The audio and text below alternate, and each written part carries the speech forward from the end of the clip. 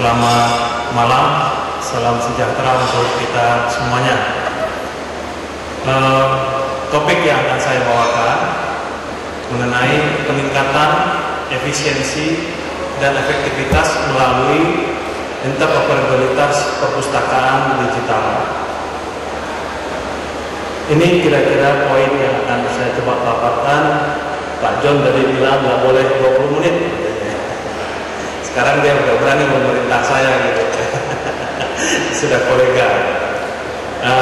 Oke, latar belakang kita berikan konteksnya terlebih dahulu. Kemudian kita lihat tren teknologi informasi dan komunikasi sehingga kita mendapatkan gambaran mengenai kenapa kita perlu interoperable. Kemudian kita lihat perwujudannya di perpustakaan digital yang merupakan salah satu domain aplikasi di mana interoperabilitas ini sangat dibutuhkan. Dan tentunya setiap kita mengimplementasikan tersebut harus ada metodologinya, langkah-langkahnya, dan terakhir tentunya kita harus tahu kendala apa yang harus kita antisipasi agar interoperabilitas di antara perpustakaan digital ini bisa berhasil. Nah, ini sekedar gambaran umum saja Bapak Ibu sekalian, di mana dari data IDC yang terakhir yang saya dapatkan, mungkin sekarang harusnya udah ada yang keluar yang terbaru, itu jumlah informasi digital itu 281 miliar gigabytes, ya. Mungkin kalau dikonversikan ini ke dalam kertas, saya nggak tahu berapa kali ruangan ini untuk menyimpan informasi sebanyak ini. Dan dari kajian yang sama dilakukan oleh IDC tahun 2007 itu, 2011 tahun sekarang ini itu bertambah 10 kali lipat. Ya, jadi kalau kita lihat dalam waktu 3 tahun bertambah 10 kali lipat, 3 tahun berikutnya bertambah 10 kali lipat. Artinya apa? Bahwa akan semakin banyak, suka atau tidak suka, semakin banyak informasi digital itu tersedia. Nah, motivasi berikutnya kenapa kita perlu interoperabilitas ini, setengah dari informasi digital yang banyak tersebut, ya, itu tidak tersimpan secara permanen. Dia datang dan pergi, ya. Tata kelolanya ini masih lemah, ya. Dan perpustakaan digital menjadi salah satu alternatif untuk menghimpun konten ini, ya, untuk menghimpun konten yang katanya ini lebih dari setengah dari 281 miliar gigabyte ini tidak tersimpan dengan baik, tidak terhimpun dengan baik. Nah, sekitar 70% dari dunia digital, ya, ini juga mau tak mau akan menjadi pemicu bergesernya paradigma perpustakaan, bahwa konten digital itu dibuat secara individu, ya. Jadi inilah yang menjadi basis industri konten. Kalau Bapak Ibu baca akhir-akhir ini, Presiden, Menteri, ya bahkan khusus dibuat Menbudpar diganti menjadi pariwisata dan industri konten. Itu tidak lain adalah apa yang kita bicarakan malam ini, sebagian besar. Nah, entry barrier, ya, untuk masuk dan keluarnya pembuatan konten digital ini sangat rendah. Artinya orang setiap saat bisa masuk dan orang setiap saat bisa keluar. Ya, jadi berbeda dengan model-model publishing yang dulu, ya, yang dikuasai oleh beberapa publisher yang besar. Sekarang ini publishernya itu bergeser ke individu-individu. Nah, kita lihat konteks di Indonesia, ya. Publikasi di digital di Indonesia ini tersebar dalam bentuk buku, majalah, surat kabar, perorangan, dan sebagainya. Celakanya data statistik yang persis berapa sebenarnya konten digital yang ada di Indonesia ini, nggak ada datanya. Terakhir yang saya dapatkan yang dilakukan oleh Pak Romi itu diperkirakan kontribusi konten digital di antara konten digital yang ada di Indonesia ini yang diproduksi dari dalam itu tidak lebih dari 1%, bahkan kurang dari 1%. Ini akan jadi tantangan sendiri bagi kita, terutama seperti tadi kita di pembukaan, bagaimana informasi-informasi ini supaya lebih accessible, lebih available, lebih affordable, ya, dan sekaligus informasinya berkualitas. Nah, yang berikutnya menjadi pemicu kita, Bapak Ibu sekalian, tren teknologi. Ya, suka tidak suka, mau tidak mau, teknologi berkembang terus. Yang tadinya sangat besar menjadi sangat mobile, ya.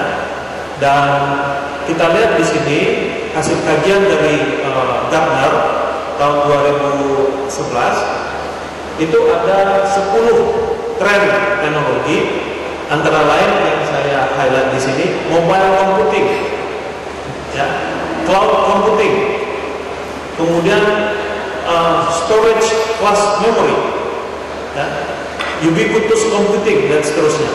Ini semuanya teknologi-teknologi yang sebagian besar Bapak Ibu sudah miliki, ya, terutama yang mempunyai smartphone.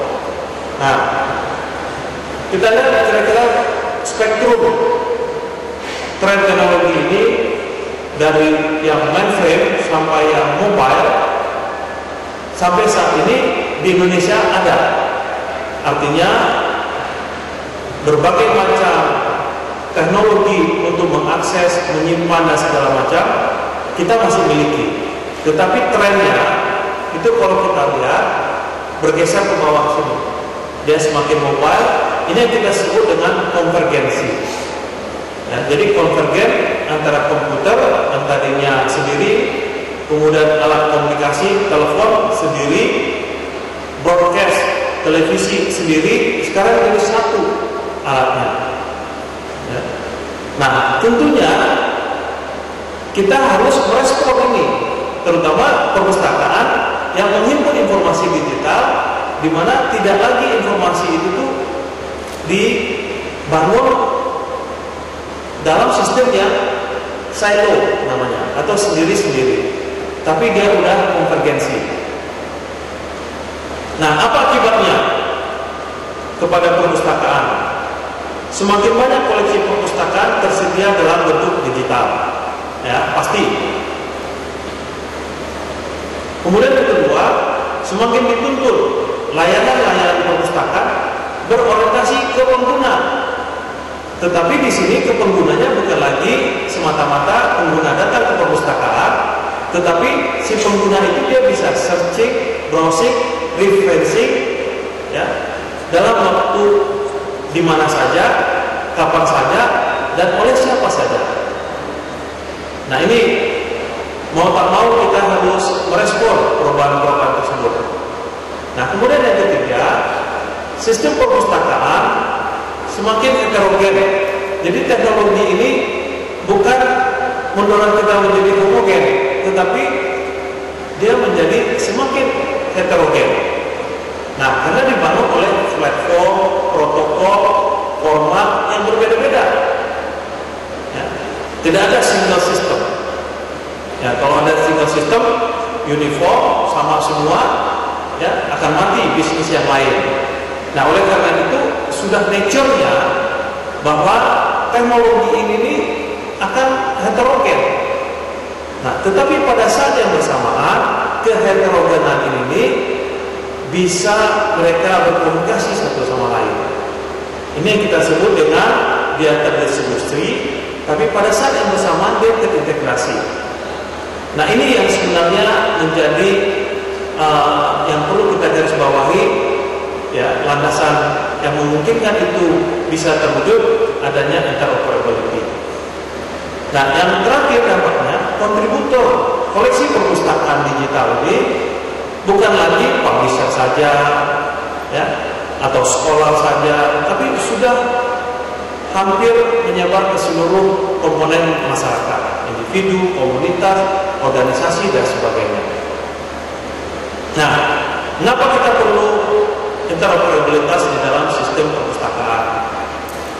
Pertama, Bapak Ibu sekalian, kondisi sistem perpustakaan yang dibangun saat ini menghasilkan pulau-pulau sistem atau yang kita sebut dengan silo. Ya. Tidak bisa nih kita babat habis jadikan satu sistem, nggak bisa, marah orang. Kalau di negara kita, kalau dibeli itu dengan uang APBN, ya belum cukup umurnya untuk di weeding out, di discard, ya maka kita akan ketangkap, ya melanggar hukum. Jadi fakta sistem yang ada sekarang ini silo. Ya, kita lihat di sini ada YCPCs di belakang, ada sistem digital di belakang. Coba tanya, mereka bisa nggak berkomunikasi? Ya, nanti Bapak Ibu sekalian iseng gitu, silahkan. Ya, supaya langsung kita membumi ini apa yang kita bicarakan. Nah, kondisi sistem perpustakaan yang tersedia sekarang beraneka ragam, heterogen. Ya, kebutuhan akan fungsionalitas antar sistem perpustakaan pada prinsipnya sama. Kalau di Aladiyo Automation pasti ada sirkulasi, ada kataloging, pasti sama semua. Tetapi mereka dibangun dengan sistem yang berbeda-beda. Nah, akibat satu sistem perpustakaan dengan sistem perpustakaan yang lain tidak bisa berkomunikasi dan tidak bisa sumber dayanya itu dimanfaatkan secara bersama karena silo ini. Nah, disitulah letaknya atau alasan yang kuat kenapa kita perlu interoperable.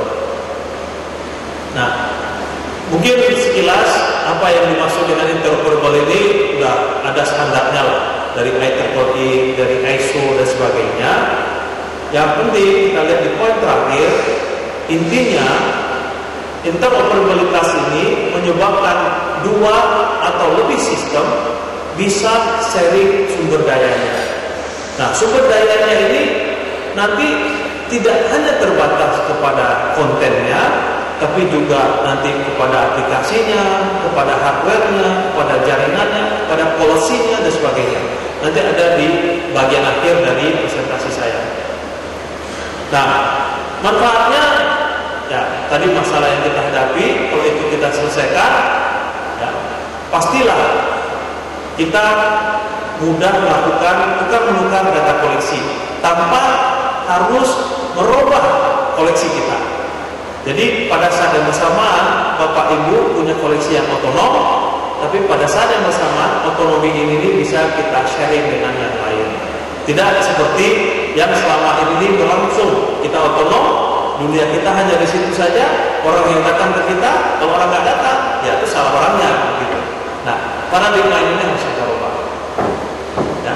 Nah, meningkatkan pelayanan sistem perpustakaan, pasti begitu Bapak Ibu buka dia ke dalam suatu sistem yang interoperable, yang tadinya hanya orang yang datang ke tempat Bapak Ibu sekalian, sekarang orang bisa mengakses dari mana saja, kapan saja, dan oleh siapa saja.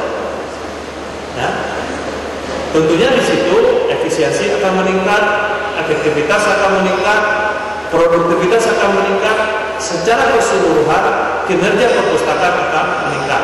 Kalau kita pakai ukuran-ukuran indikator sukses suatu perpustakaan. Nah, ini juga mendorong kita untuk menjustifikasi kenapa perlunya interoperabilitas. Nah, di dalam pembahasan interoperabilitas ini, Bapak Ibu sekalian, tidak hanya satu aspek saja. Kita bisa lihat dia dalam bentuk tingkatan-tingkatan. Pertama, tingkatan di level teknis. Ya, kalau selesai di level teknis, belum tentu otomatis dia bisa interoperable. Perlu lagi didukung oleh di level organisasi. Ya, satu organisasi dengan organisasi yang lain mesti buat kebijakan yang sama. Nggak akan bisa Bapak Ibu mengharvest atau federate ya informasi yang ada di suatu institusi tanpa ada kesepakatan-kesepakatan. Ya. Nah, ini juga lah yang sebenarnya 4 tahun yang lalu kita membuat konferensi perpustakaan digital Indonesia ini untuk terus-menerus mensosialisasikan kepada anggota kita, konstituen kita, kepada Bapak Ibu sekalian, agar mulai kita pikirkan kebijakan-kebijakan ini. Ya.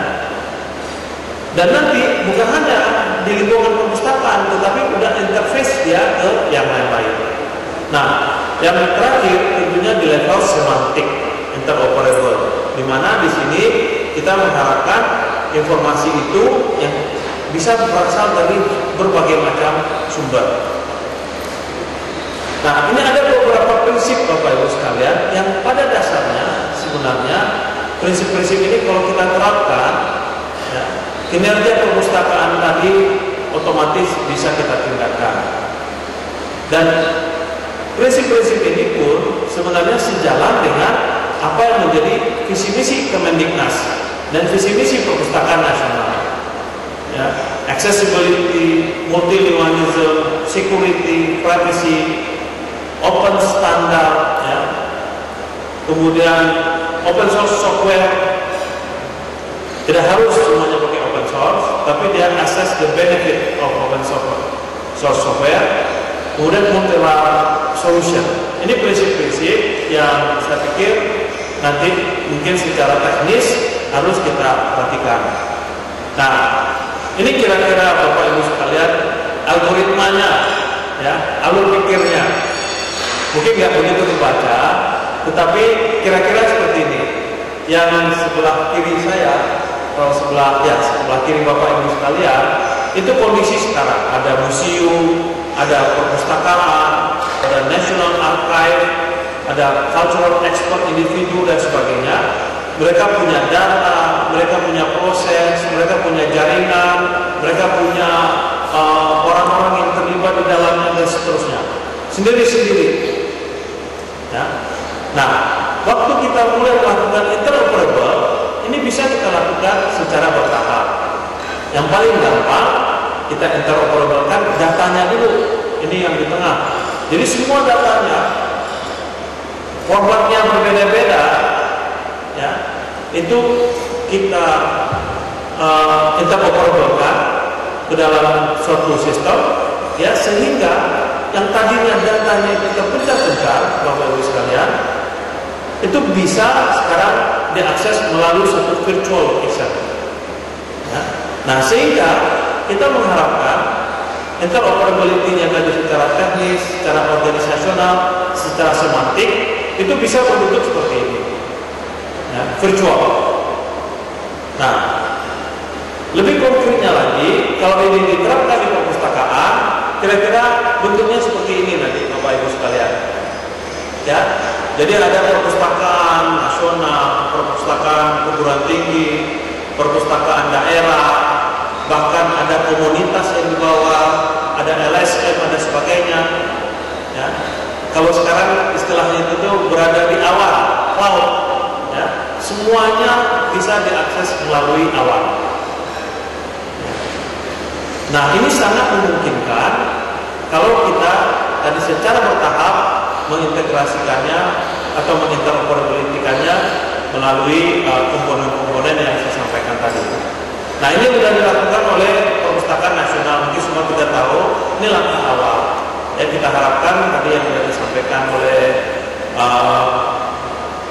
pembicara sebelumnya juga ditekankan betul bahwa infrastruktur atau segala macam itu akan dibangun di Perpustakaan Nasional, yang mudah-mudahan nanti ini merupakan cikal bakal kita atau infrastruktur awal kita untuk bisa men-sharing lebih banyak apa-apa yang dimiliki oleh setiap node, setiap titik.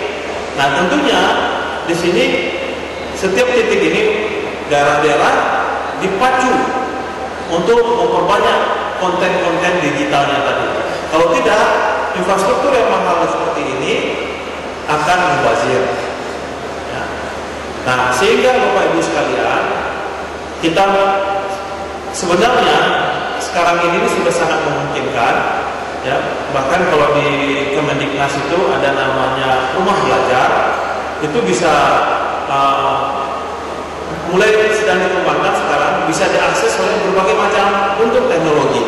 Bapak punya HP yang primitif, oke, hanya bisa teks. HP Bapak Ibu sekalian lebih canggih, bisa browsing. Kalau sekiranya hanya punya telepon, ya bisa telepon mendengarkan audio. Ya, kalau nanti TV digital, kita punya IP address untuk TV, kita bisa TV on demand, apa yang mau kita